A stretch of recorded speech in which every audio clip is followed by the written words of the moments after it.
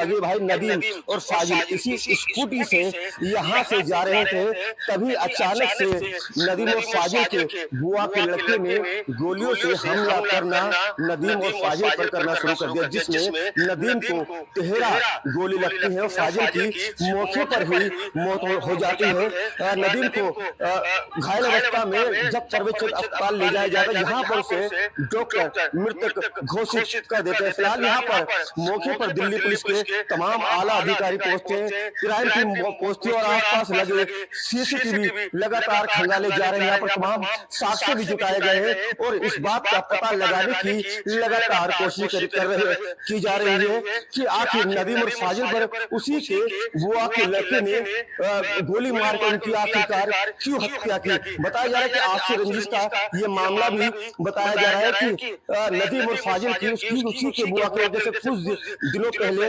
झगड़ा हुआ था। इसी के चलते बीती देर रात इस सनसनी गोली इस हत्या जैसी वारदात को अंजाम दिया गया। और इसी बीच बड़ी खबर दिल्ली के जाफराबाद में 2 लोगों की हत्या हो गई है। 2 सगे भाइयों पर कई राउंड की फायरिंग की गई है। बताया जा रहा है 12 से 13 गोलियां मृतक को लगी है। पुलिस के मुताबिक करीब 30 राउंड फायरिंग हुई है। मृतक के भाई वसीम का कहना है कि उनकी सगी बुआ के लड़कों के साथ कहासुनी हुई थी, जिसमें एक को गोली मारी गई। हालांकि आरोपियों की गिरफ्तारी के बाद ही खुलासा हो सकेगा कि आखिर ये पूरा मामला क्या है।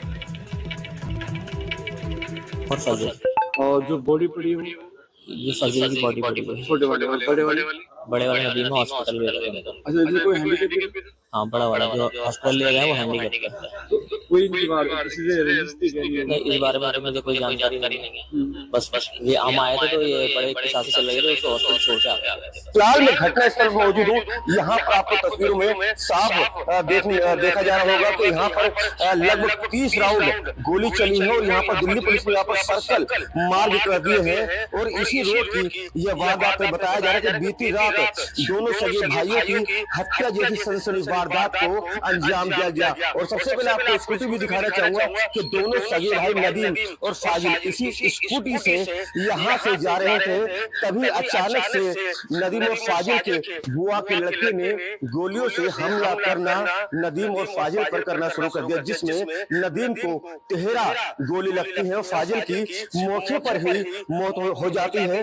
नदीम को घायल अवस्था में जब परवेज अस्पताल ले जाया जाता है, यहाँ पर उसे डॉक्टर मृतक घोषित कर देते हैं। फिलहाल यहाँ पर मौके पर दिल्ली पुलिस के तमाम आला अधिकारी पहुंचते हैं, क्राइम की पोस्टें और आसपास लगे सीसीटीवी लगातार खंगाले जा रहे हैं। यहाँ पर तमाम साक्ष्य भी जुटाए गए हैं और इस बात का पता लगाने की लगातार कोशिश की जा रही है कि आखिर नदीम और फाजिल पर उसी के बुआ के लड़के ने गोली मारकर उनकी आखिरकार क्यों हत्या की। बताया जा रहा है कि आपसी रंजिश का ये मामला भी बताया जा रहा है कि नदीम और फाजिल की उसी के बुआ की वजह से कुछ दिनों पहले झगड़ा हुआ था। इसी के चलते बीती देर रात इस सनसनी गोली इस हत्या जैसी वारदात को अंजाम दिया गया। और इसी बीच बड़ी खबर दिल्ली के जाफराबाद में 2 लोगों की हत्या हो गई है। 2 सगे भाइयों पर कई राउंड की फायरिंग की गई है। बताया जा रहा है 12 से 13 गोलियां मृतक को लगी है। पुलिस के मुताबिक करीब 30 राउंड फायरिंग हुई है। मृतक के भाई वसीम का कहना है कि उनकी सगी बुआ के लड़कों के साथ कहासुनी हुई थी, जिसमें एक को गोली मारी गई। हालांकि आरोपियों की गिरफ्तारी के बाद ही खुलासा हो सकेगा कि आखिर ये पूरा मामला क्या है। और जो बॉडी पड़ी हुई ये फजील की बॉडी पड़ी हुई है। छोटे वाले और बड़े वाले नदीम हॉस्पिटल में लगे हैं। अच्छा, इसमें कोई हैंडीकैप? हाँ, बड़ा वाला जो हॉस्पिटल ले गया है वो हैंडीकैप का है। तो कोई इनके बारे में किसी से रजिस्ट्री करी है? नहीं, इस बारे में मुझे कोई जानकारी नहीं है। बस ये हम आए थे तो ये बड़े प्रशासन चल रहे थे, उसको हॉस्पिटल छोड़ के आ गए। फिलहाल मैं घटना स्थल पर मौजूद हूँ। यहाँ पर आपको तस्वीरों में साफ देखा जा रहा होगा कि यहाँ पर लगभग 30 राउंड गोली चली है और यहाँ पर दिल्ली पुलिस ने यहाँ पर सर्कल मार्ग कर दिए हैं और इसी रोड की यह वारदात बताया जा रहा है कि बीती रात दोनों सगे भाइयों की हत्या जैसी सनसनी वारदात को अंजाम दिया गया। और सबसे पहले आपको स्कूटी भी दिखाना चाहूंगा कि दोनों सगे भाई नदीम और फाजिल इसी स्कूटी से यहाँ से जा रहे थे, तभी अचानक से नदीम और फाजिल के बुआ के लड़के ने गोलियों से हमला करना नदीम और फाजिल पर करना शुरू कर दिया, जिसमें नदीम को 13 गोली लगती है और फाजिल की मौके पर ही मौत हो जाती है।